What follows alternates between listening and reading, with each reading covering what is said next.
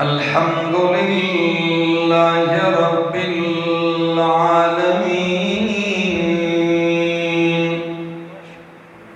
والعاقبة للمتقين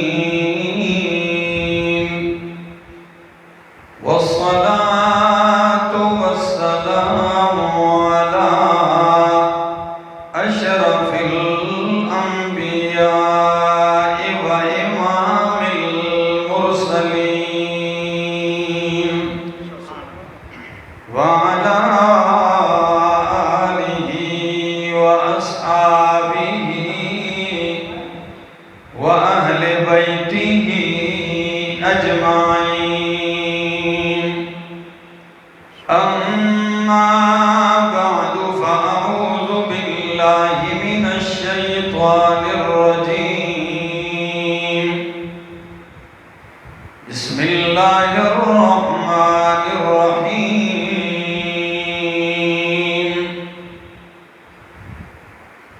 ولكل أمة جعلنا منسكا ليذكروا اسم الله على ما رزقهم من بهيمة الأنعام فإلهكم إله واحد فله أسلموا وبشر المخبتين الذين إذا ذكر الله وجلت قلوبهم والصابرين على ما أصابهم والمقيم الصلاة ومما رزقناهم ينفقون والبدن جعلناها لكم من شعائر الله لكم فيها خير فاذكروا اسم الله عليها صواف فإذا وجبت جنوبها فكلوا منها وأطعموا القانع والمعتر كذلك سخرناها لكم لعلكم تشكرون لن ينال الله لحومها ولا دماؤها ولكن يناله التقوى منكم كذلك سخرها لكم لتكبروا الله على ما هداكم وبشر المحسنين سبحان ربك رب العزة عما يصفون وسلام على المرسلين والحمد لله رب العالمين انتہائی قابل عزت، قابل احترام، ذی قدر و ذی وقار بزرگوں، بھائیوں، عزیزوں، نوجوان ساتھیوں، السلام علیکم۔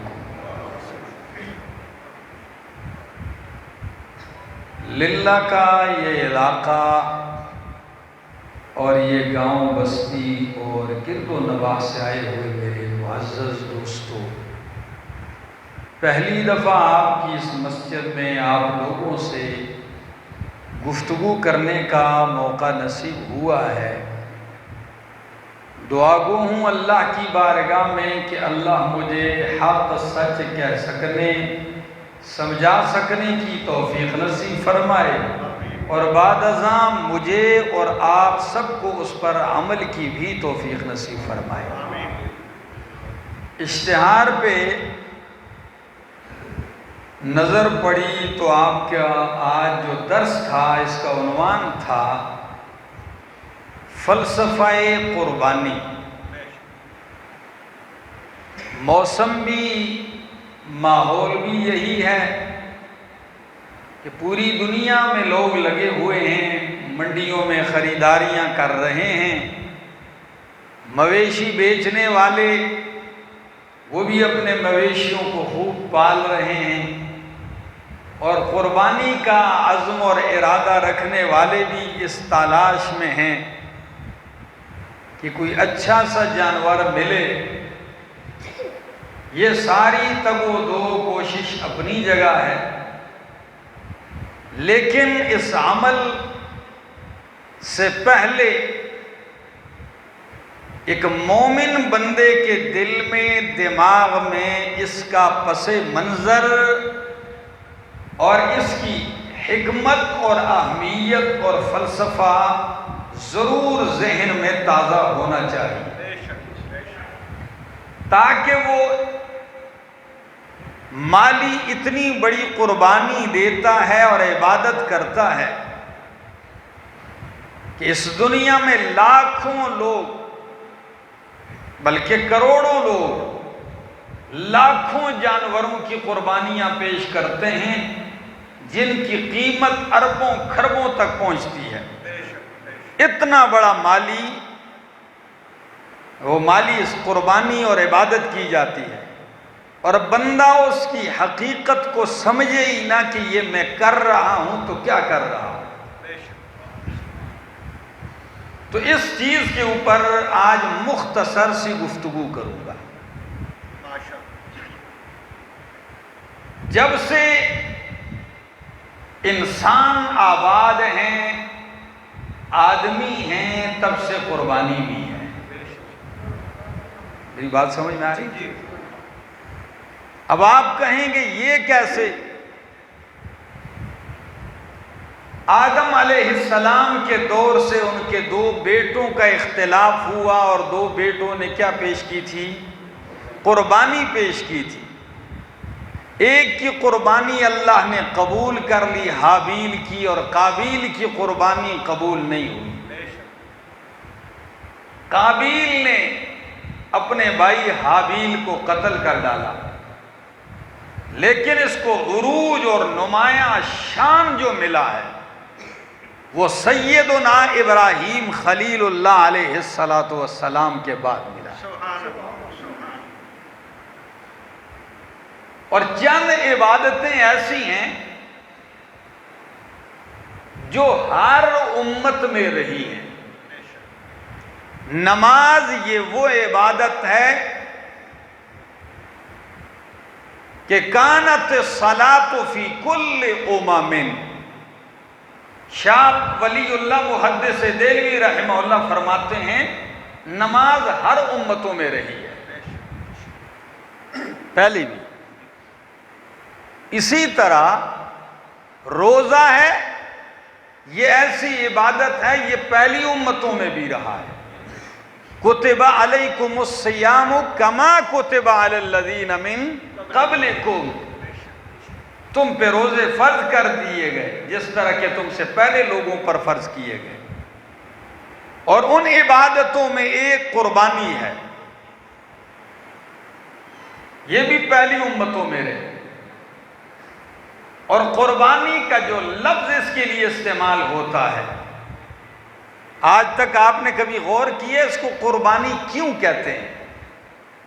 یہ قربا یقرب قربانا سے ہے، اور اس کا معنی ہوتا ہے قرب حاصل کرنا، اور قربانی کہتے ہیں ما یتقرب به الی اللہ، وہ چیز جس کے ذریعے بندہ اللہ کا قرب حاصل کرتا ہے۔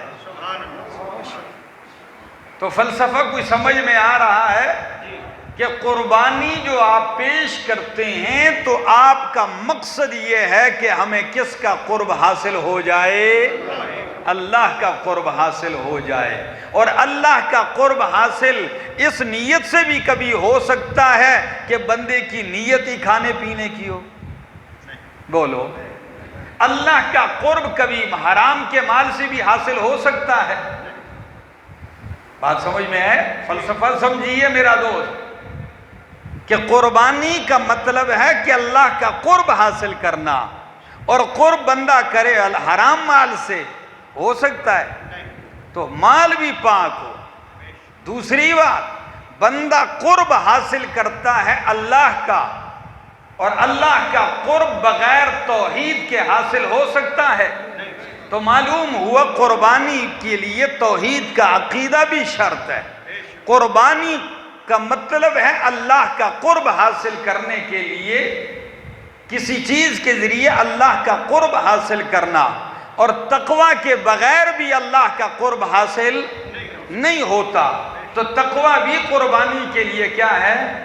ضروری ہے۔ اور یہ ذرا قرآن کریم کے اندر میں نے چند آیات آپ کے سامنے تلاوت کی ہیں سورہ حج کی، اگر آپ کا دل و دماغ حاضر ہو تو میں شروع کر دوں پڑھنا، توجہ ہے۔ فرمایا وَلِكُلِّ أُمَّةٍ جَعَلْنَا مَنسَكًا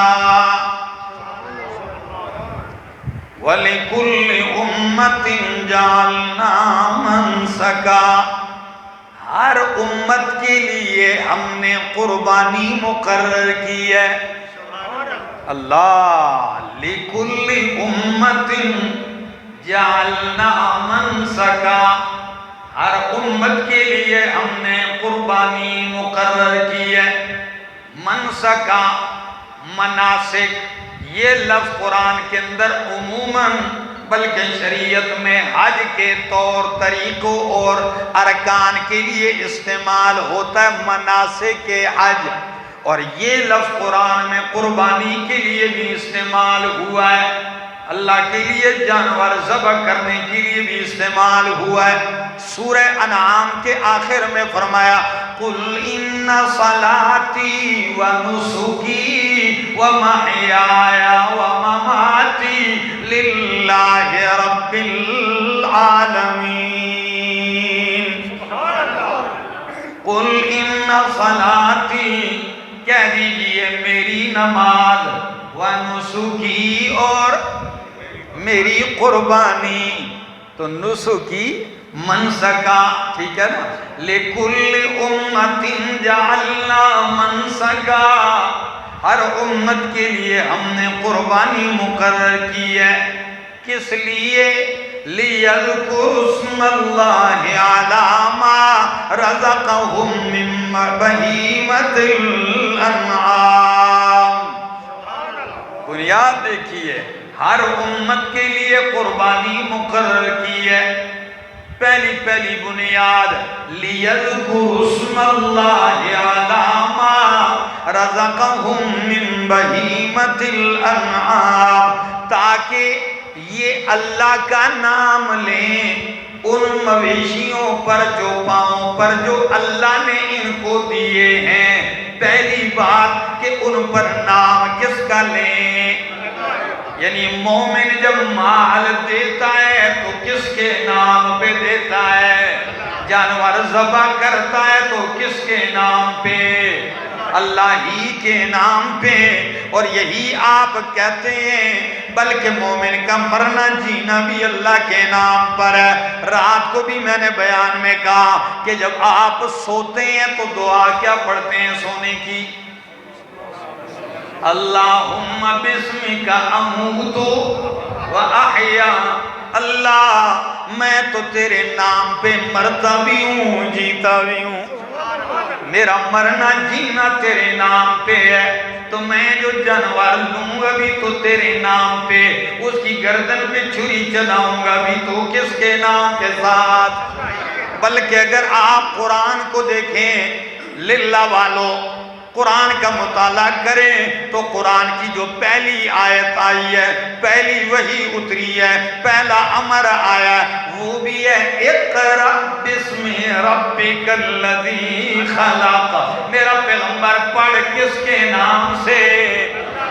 اللہ اکبر، اقرأ بسم ربک الذی خلق، پڑھ اپنے رب کے نام سے۔ فرمایا لیذکروا اسم اللہ علی ما رزقہم من بہیمۃ الانعام، کیوں اللہ کا نام لے؟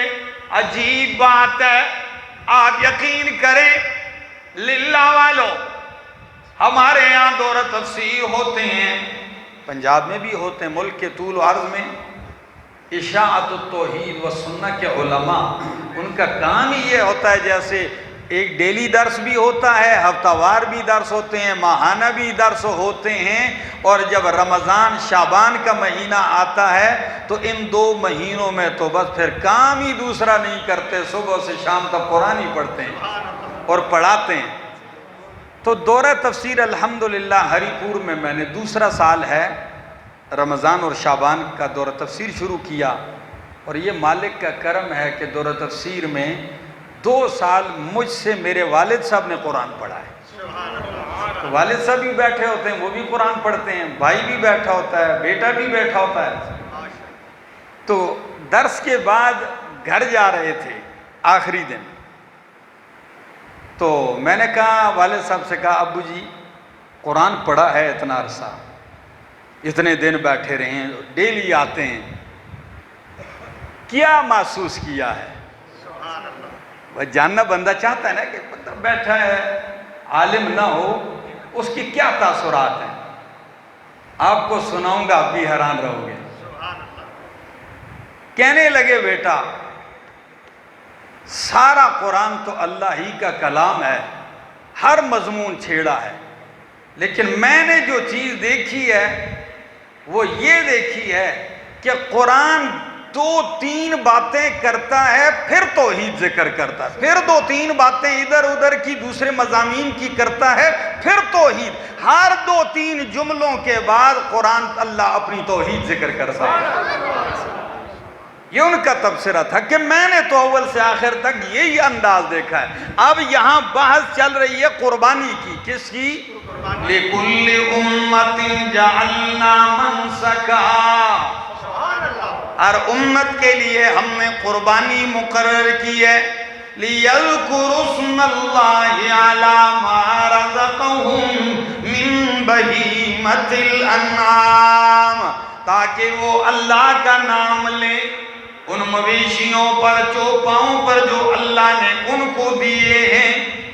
اب بات قربانی کی ہے، آیت بھی ابھی پوری نہیں ہوئی للہ والو کہ ایک دم فرمایا فَإِلَٰهُكُمْ إِلَٰهٌ وَاحِدٌ۔ آپ کہیں گے کوئی جوڑ نظر نہیں آ رہا، بات قربانی کی اور آیت بھی پوری نہیں، ساتھ ہی کہہ دیا فَإِلَٰهُكُمْ إِلَٰهٌ واحد، پس لوگو تمہارا الہ حاجت روا ایک ہی الہ ہے، فَلَهُ أَسْلِمُوا، بس اسی کے لیے فرما بردار ہو جاؤ، وَبَشِّرِ الْمُخْبِتِينَ،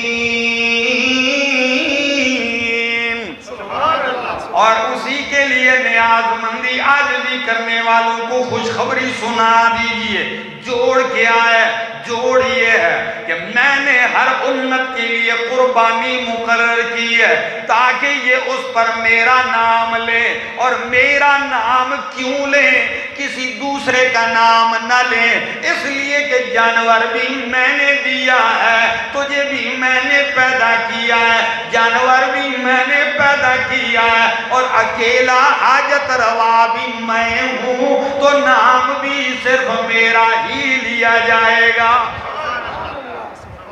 فَإِلَٰهُكُمْ إِلَٰهٌ وَاحِدٌ فَلَهُ أَسْلِمُوا وَبَشِّرِ الْمُخْبِتِينَ الَّذِينَ إِذَا ذُكِرَ اللَّهُ وَجِلَتْ قُلُوبُهُمْ وَالصَّابِرِينَ، فرمایا اللہ کے سامنے جو عاجزی کرنے والے ہیں انہیں خوشخبری سنا دیجئے۔ کیوں؟ کیا وجہ ہے؟ عاجزی کون لوگ کرتے ہیں؟ کون عاجز ہیں؟ کون اللہ کے فرما بردار ہیں؟ فرمایا الذین اذا ذکر اللہ، مخبتین وہ ہیں جب اللہ کا ذکر کیا جاتا ہے، اللہ کے تذکرے ہوتے ہیں، اللہ کی عظمت اور جلال، کبریائی، طاقت و قوت اور اقتدار بیان کیا جاتا ہے، تو وجلت قلوبہم، ان کے دل سہم جاتے ہیں، ڈر جاتے ہیں، والصابرین، اور وہ ڈٹنے والے ہیں، صبر کرنے والے علی ما اصابہم ان مصیبتوں پر ان تکلیفوں پر جو توحید کے راستے میں ان کو پہنچتی ہیں ان پہ وہ صبر کرنے والے والمقیم الصلاۃ اور جو نماز قائم کرنے والے ہیں ومما رزقناہم ينفقون اور اس میں سے جو ہم نے انہیں رزق دیا ہے خرچ کرتے ہیں والبدن جعلناها لكم من شعائر اللہ پورا رکوع ہے اور اس میں آپ دیکھیں گے قربانی توحید قربانی کا فلسفہ اور پس منظر بھی سن لیجئے آپ تو جانور لیں گے حیوان خریدیں گے آپ تو دمبا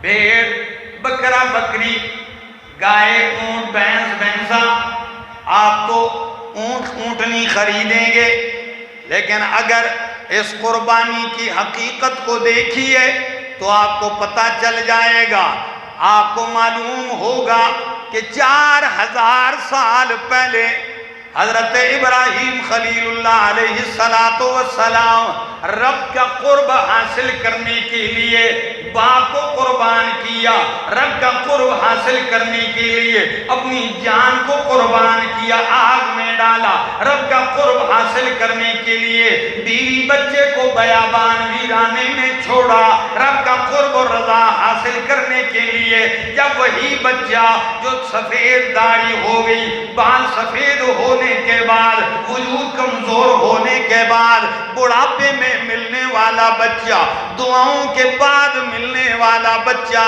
ہاتھ بٹانے کی عمر تک پہنچتا ہے تو قرآن کہتا ہے اللہ فرماتے ہیں میرا خلیل جو مانگا ہے رو رو کے مانگا ہے التجاؤں کے بعد مانگا ہے ماں باپ کو چھوڑنے کے بعد ملا ہے تجھے ساری چیزیں چھوڑ چھاڑ کے جو میں نے بچہ دیا ہے اسی بچے کو لے کر میدان مینا میں جا اور اس کی گردن پہ چھری چلا دے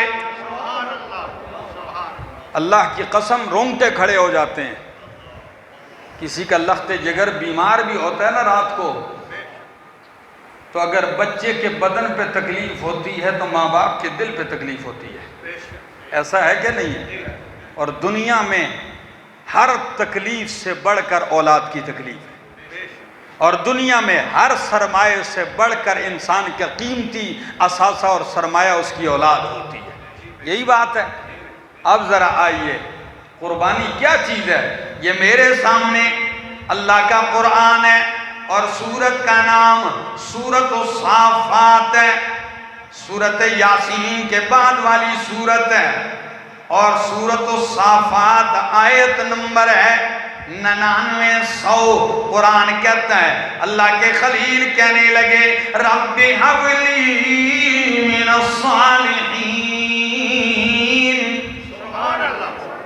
اے میرے رب مجھے عطا کر من الصالحین نیک صالح اولاد میں سے صالحین میں سے کوئی بیٹا عطا کر صالح ہو فرما بردار ہو پیغمبر کی دعا بھی حکمتوں سے پر ہوتی ہے تعلیم یہ ہے کہ اولاد تو ہر انسان کی ضرورت ہے اولاد تو ہر انسان مانگتا ہے لیکن صرف اولاد ہی نہ مانگا کرو رب سے جب بھی اولاد مانگو تو اولاد صالح مانگو آپ جب بھی نبیوں کی دعا میں اولاد کی دعا دیکھیں گے تو اولاد کیسی مانگی فرمایا رب ہب لی من الصالحین قرآن کہتا ہے ادھر دعا کی فبشرناہ بغلام حلیم ہم نے ایک بردبار لڑکے کی بشارت دی بچہ ہوگا تحمل مزاج والا ہوگا وقار سنجیدگی متانت بردباری حلم کا پہاڑ ہوگا اور پتہ چلتا ہے ابھی ذرا حلم کیسا ہے فَبَشَّرْنَاهُ بِغُلَامٍ حَلِيمٍ فَلَمَّا بَلَغَ مَعَهُ السَّعْيَ اللہ بیٹا ہو اکلوتا اور بندے کے بال بھی سفید ہوں تو اس وقت بیٹا کتنا پیارا ہوتا ہے جی. فَلَمَّا بَلَغَ مَعَهُ السَّعْيَ، جب بیٹا ان کے ساتھ چلنے پھرنے کی عمر کو پہنچا. سعیہ دوڑنے کو بھی کہتے ہیں اور سعیہ کوشش کو بھی کہتے ہیں. وَأَلَّيْسَ لِلْإِنسَانِ إِلَّا مَا سَعَى، کہ انسان کے لیے وہی ہے جو وہ کوشش کرے. تو اب دونوں معنی ہیں کہ جب بیٹا اسماعیل پہنچا باپ کے ساتھ کوشش ہاتھ بٹانے کی عمر تک، یعنی باپ کے کام سنبھالنے لگا، ٹھیک ہے نا، ہاتھ بٹانے لگا. قالا، تو کہا یا بنیا، پیار کا انداز نظر آ رہا ہے. یا بنیا، او میرے پیارے بیٹے، انی ارا فی المنام انی اذبحک فانظر ماذا تری. میں دیکھ رہا ہوں خواب میں کہ میں تجھے ذبح کر رہا ہوں. للہ والو، کبھی آپ نے سوچا ہے ایسی خواب بندے کو آ جائے تو صبح بتا بھی نہیں سکتا کسی کو، زبان پہ وہ الفاظ نہیں آتے، ایسا ہے. فرمایا بیٹا میں دیکھ رہا ہوں کہ میں تجھے ذبح کر رہا ہوں. فانظر، تو دیکھ، ماذا تری، تو کیا دیکھتا ہے، تیری کیا رائے ہے، تیری کیا رائے ہے. اب وہی بردبار بیٹا، دعاؤں کا ثمرہ بن کے آنے والا بیٹا کیا کہتا ہے، یا ابت فعل ما تؤمر ستجدنی انشاء اللہ من الصابرین. یا ابت فعل، او میرے بابا جان کر گزر. کیا؟ ہاں، یہ بھی نہیں کہا ابو جی خواب ہی تو ہے، یہ بھی نہیں کہا کہ اللہ سے دعا کر کہ کوئی اور حکم دے دے، اس امتحان کو ہلکا کر دے. نہ باپ نے یہ کہا کہ اللہ امتحان ویسے ہی ہٹا دے، نہ ہی بیٹے نے یہ بات کہی، بلکہ کیا کہتے ہیں، یا ابت فعل ما تؤمر، اللہ اے میرے بابا جان کر گزری ہے جو آپ کو حکم دیا گیا. بیٹا کر تو گزروں گا، چھری تو تیرے اوپر چلے گی، ٹھیک ہے تم میرا کلیجہ ہے لیکن تیری گردن پہ چھری چلے گی، برداشت تو کیسے کرے گا. فرمایا ابا جان رہ گئی میری بات تو ستجدنی انشاء اللہ من الصابرین.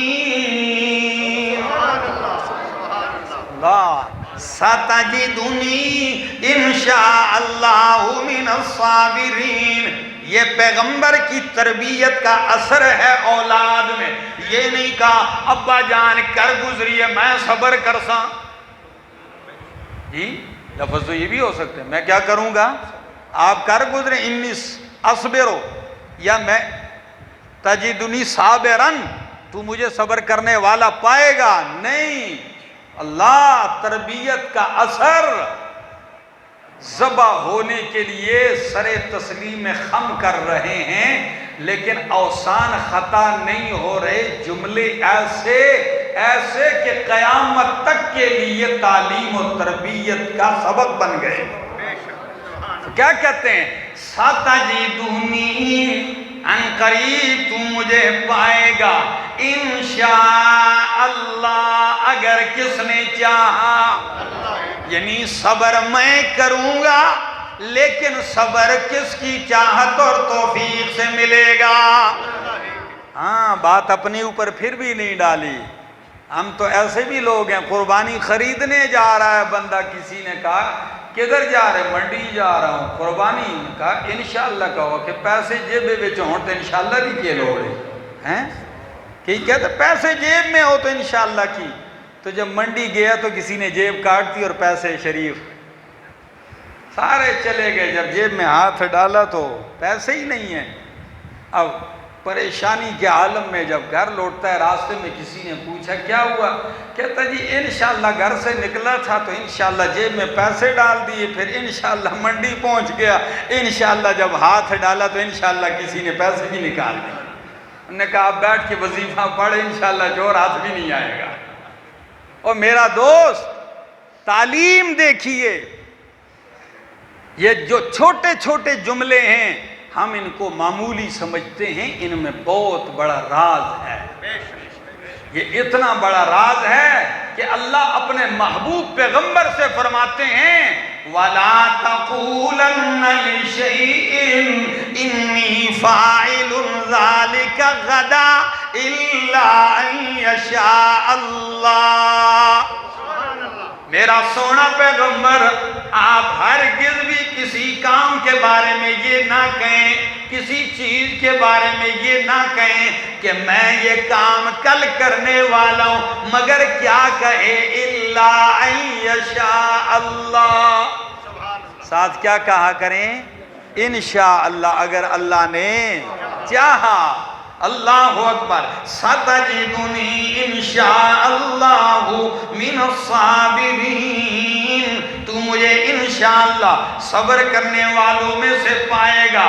چلتے ہیں باپ بیٹا، سبحان اللہ، اللہ اکبر، چلتے ہیں باپ بیٹا، دل کی کیا کیفیت ہوگی یہ اللہ ہی جانتا ہے، لیکن احمد جمشید قرآن کے روح سے آپ کو بتلاتا ہے کہ دل کی کیفیت یہ ہے جو میرے مالک نے بیان کی ہے کہ لوگوں کا دل، کسی نے آدھا دل اللہ کو دیا ہے، کسی نے پونا دل اللہ کو دیا ہے، کسی نے تیسرا حصہ اللہ کو دیا ہے، لیکن اللہ فرماتے ہیں میرا خلیل وہ ہے جا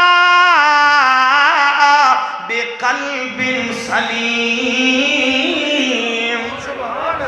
کہ میرے خلیل نے مجھے پورے سالم دل کے ساتھ سالم دل دیا ہے مجھے۔ اللہ اکبر۔ دل تو بندہ اپنی بھی چیزیں رکھتا ہے، لیکن خلیل اللہ نے اللہ کو کیسا دل دیا؟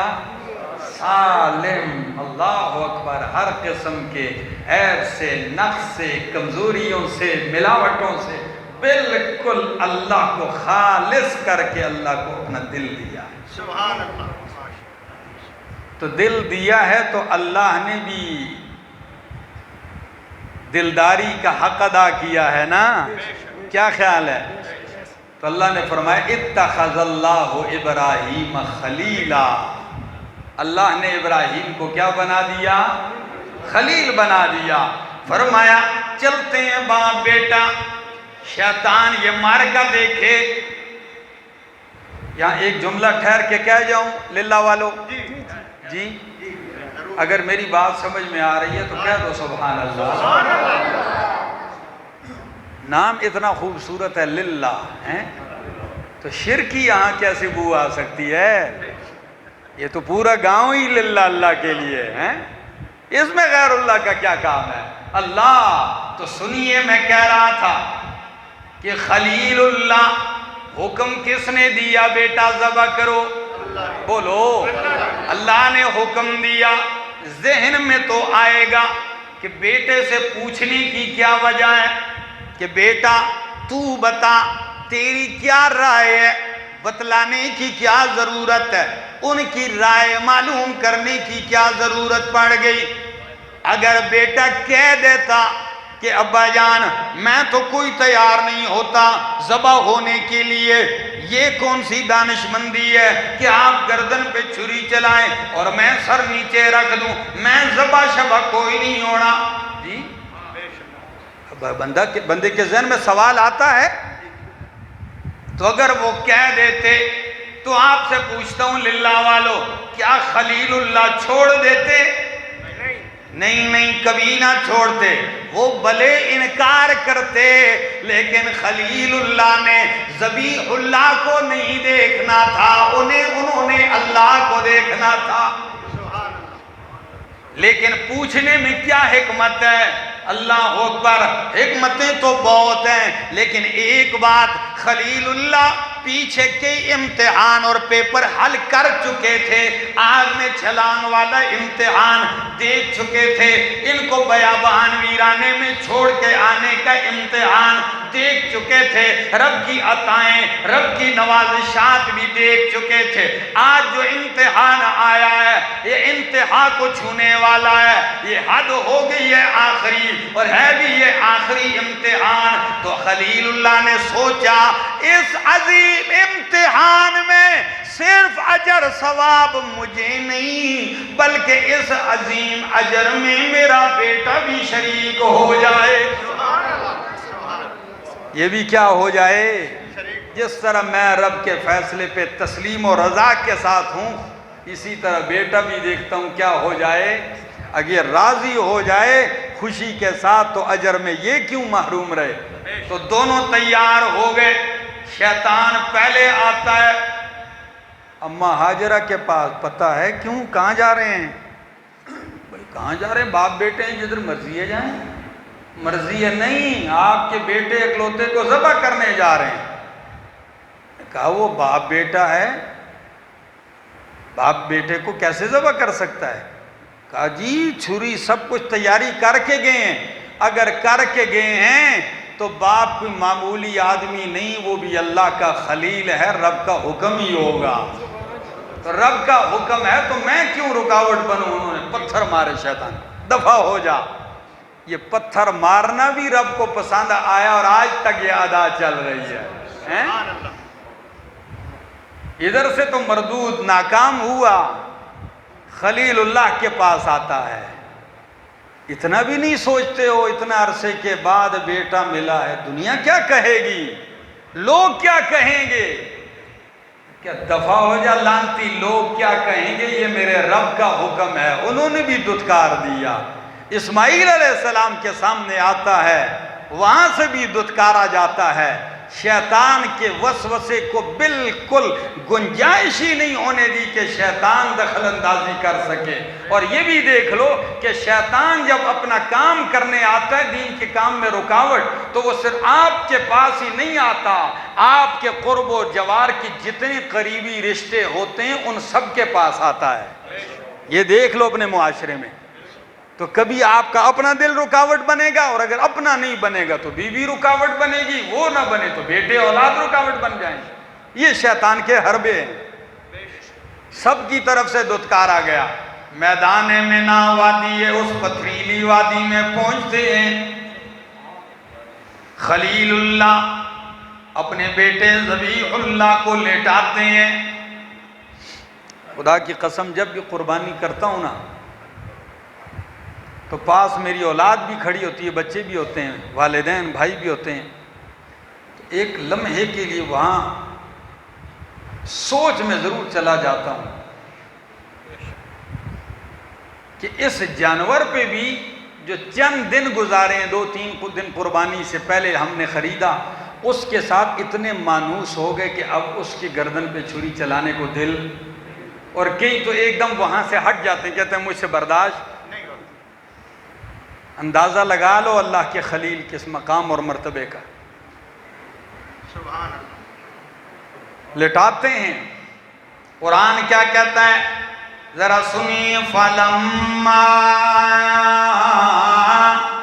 أَسْلَمَا وَتَلَّهُ لِلْجَبِينِ۔ سبحان اللہ۔ فَلَمَّا أَسْلَمَا، جب دونوں باپ بیٹے اسلما، تسلیم و رضا کے پیکر بن گئے، رب کے حکم کے سامنے فرما بردار بن گئے، تیار ہو گئے، وَتَلَّهُ لِلْجَبِينِ، اور لٹا دیا اسماعیل علیہ السلام کو، لِلْجَبِينِ، کن پٹی کے بل۔ کس کے بل؟ جبین۔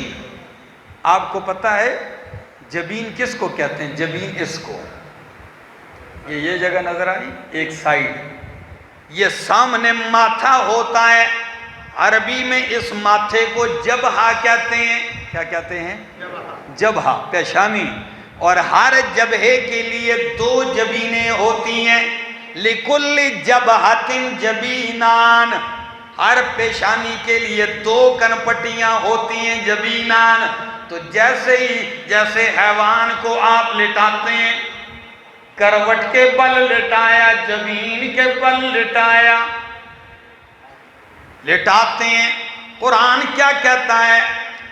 جیسے ہی لٹایا، چھری ہاتھ میں، چھری چلانے کے لیے گردن پہ رکھتے ہیں. اللہ اکبر. یہی لمحے ہیں آخری، فوراً اللہ کی طرف سے آواز آتی ہے. قرآن کہتا ہے وَنَادَيْنَاهُ أَن يَا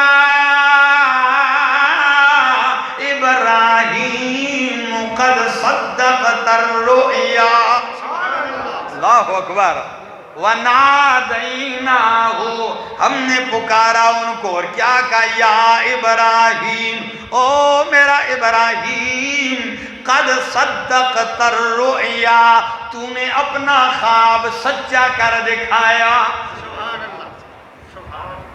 مقصد بیٹا ذبح کروانا نہیں تھا، مقصد تھا کہ کیا آپ تیار ہیں ذبح کرنے کے لیے. یا رب نے دیکھ لیا، ظاہر کر دیا کہ آپ آخری انتہا کو پہنچ چکے، گردن پہ چھری رکھ دی ہے، باقی رب نے بچایا. آگے فرمایا قد صدقت الرؤیا انا کذالک نجزی المحسنین ان ھذا لہو البلاء المبین.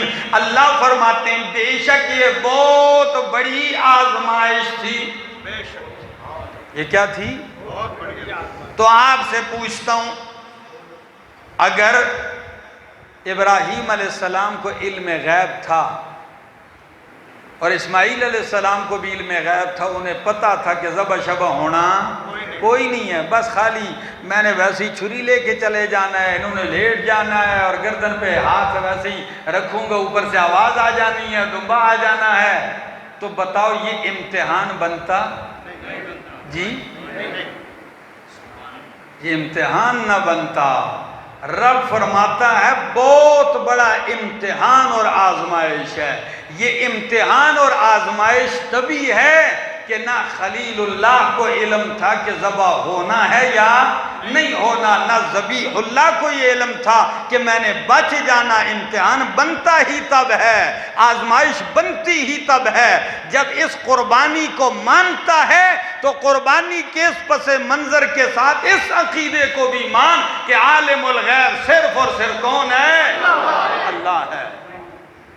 فرمایا ان ھذا لہو البلاء المبین وفدیناہ بذبح عظیم، اور ہم نے بدلا دیا اس کو بذبح عظیم، ایک عظیم ذبح کے ساتھ. وہ کیا ہے؟ جنت سے دمبا آیا. اللہ اکبر. جبریل دمبا لے کے آئے، لٹا دیا، ذبح کر دیا، اور دائیں طرف دیکھا تو اسماعیل علیہ السلام کھڑے ہیں. اللہ اکبر. انہیں اللہ نے بچا لیا، دمبا ذبح کر دیا. لوگ اتنا بڑا پس منظر سنتے ہیں، لیکن عجیب بات ہے، نہ اس عقیدے کو دیکھتے ہیں، نہ اس پس منظر اور قربانی کو دیکھتے ہیں، نہ اس بڑے امتحان کو دیکھتے ہیں. ان کی سوچ ہوتی ہے تو پورا قصہ سننے کے بعد کہتے ہیں اچھا بادشاہ وہ دمبے کا گوشت کس نے کھایا تھا؟ آج تک ایسے چول لوگ آپ کو ملیں گے. اتنی بڑی حقیقت سنی تو سوال آیا بھی تو ذہن میں کیا آیا؟ ہاں بس اس کے پجاری کے ذہن میں ہمیشہ یہی چیز گھومتی ہے. جو ذہن پیٹ کا پجاری ہوتا ہے، یہ دمبے کا گوشت کس نے کھایا؟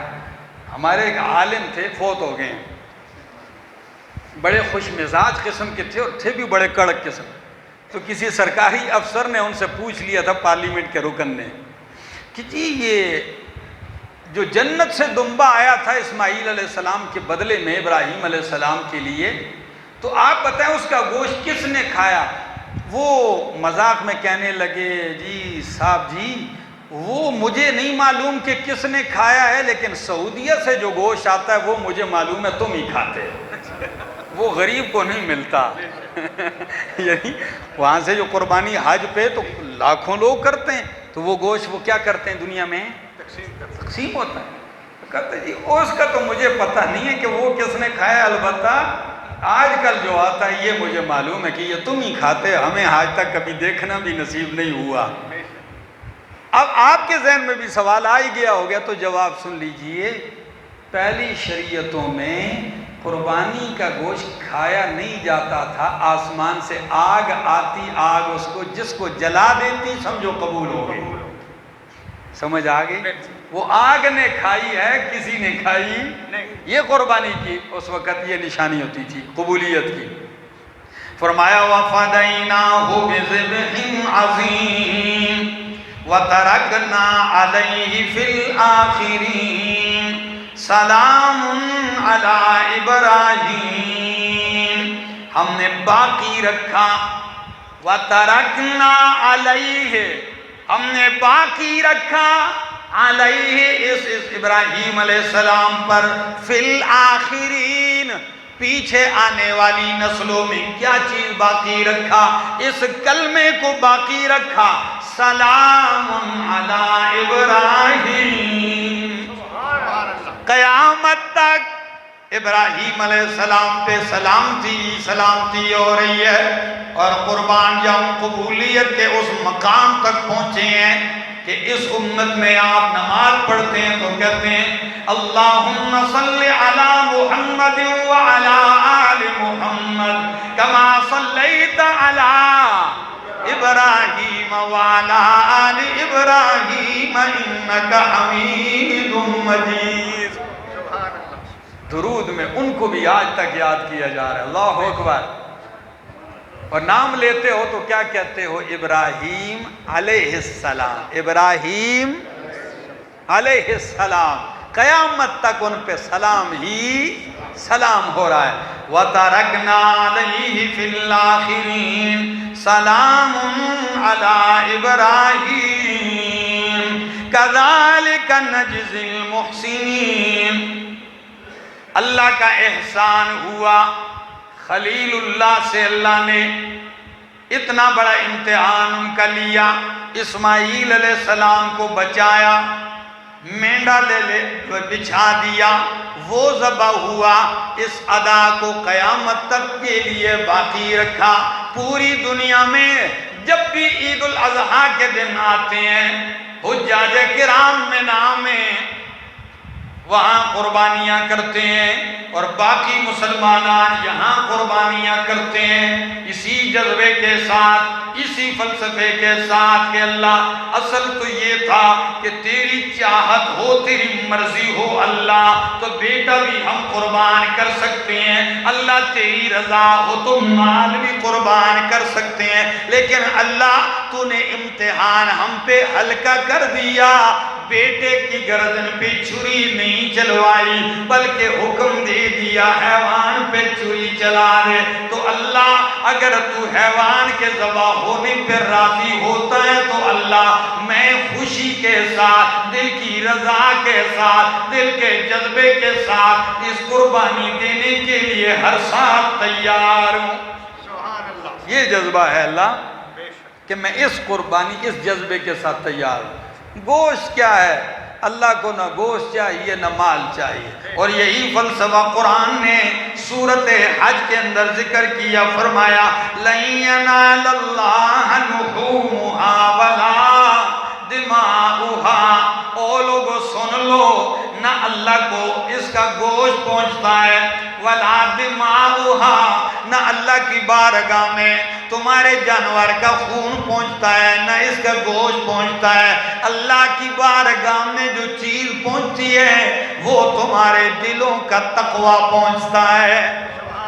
وَلَٰكِن يَنَالُهُ التَّقْوَىٰ مِنْكُمْ، اللہ کو تمہارے دل کا تقوی چاہیے، اور آپ جانتے ہیں للہ والو کہ تقوی کا مقام کیا چیز ہے؟ اللہ کے پاک پیغمبر صلی اللہ علیہ وسلم نے فرمایا التقوی ہاں ہونا، تقوی ادھر ہے، 3 دفعہ کا تقوی کہاں ہے؟ دل میں ہے۔ اور فرمایا وَلَٰكِن يَنَالُهُ التَّقْوَىٰ مِنْكُمْ، اس جذبے کو سامنے رکھیے، پھر قربانی پیش کیجئے، نیت بھی خالص ہو، رب کی رضا ہو، مال بھی پاک ہو، چونکہ مال گندے مال سے رب کا قرب حاصل نہیں ہوتا۔ آپ کسی کا دل جیتنے کے لیے تحفہ دیتے ہیں تو پیارا تحفہ دیتے ہیں، ایسا ہے کہ نہیں؟ اگر کوئی گندگی اٹھا کے کسی کو دے دو گے تو محبت بڑھے گی، اٹھا کے منہ پہ مارے گا۔ تو اللہ تو پاکوں کے پاک ہیں، سبحان ہے، تو پاک ایسے گندے مال کی قربانی قبول کرے گا؟ پاکیزہ مالوں کے ساتھ، پاکیزہ عقیدے کے ساتھ، پاکیزہ نیت کے ساتھ، پاکیزہ لوگوں کی شراکت کے ساتھ۔ جو لوگ شریک ہوں تو وہ بھی کیا ہوں؟ وہ بھی پاکیزہ ہوں۔ اے عقیدے کا مشرک ہو جس کی اپنے بھی کھڈے میں جائے گی اور آپ کی بھی کھڈے میں جائے، کیا خیال ہے؟ کیونکہ اللہ کو ملاوٹ والی چیز پسند ہے۔ جب نیت کا فرق ہے تو سارے لوگ نیت ٹھیک کریں اور اللہ کی بارگاہ میں اپنی قربانیاں پیش کریں، اور پیش کرنے کے بعد یہ تو رب کے ہاں تو تقویٰ پہنچے گا، تقویٰ رب کے پاس تقویٰ پہنچے گا آپ کے ہاں، اور غریبوں کے پاس آپ کی طرف سے اس کا گوشت پہنچے گا۔ جی تو جس قربانی کی حقیقت یہ ہو کہ اللہ کی بارگاہ میں تقویٰ نہ پہنچے اور غریب کے گھر میں گوشت نہ پہنچے تو خاک ہے یہ قربانی، کیا کرو گے اس کو؟ کیا سمجھ میں آیا فلسفہ؟ کوئی سمجھ میں آیا؟ یہ ہے اختصار کے ساتھ میں نے آپ کے سامنے وہ فلسفہ پیش کیا ہے۔ اللہ ہمیں عمل کی توفیق عطا فرمائے۔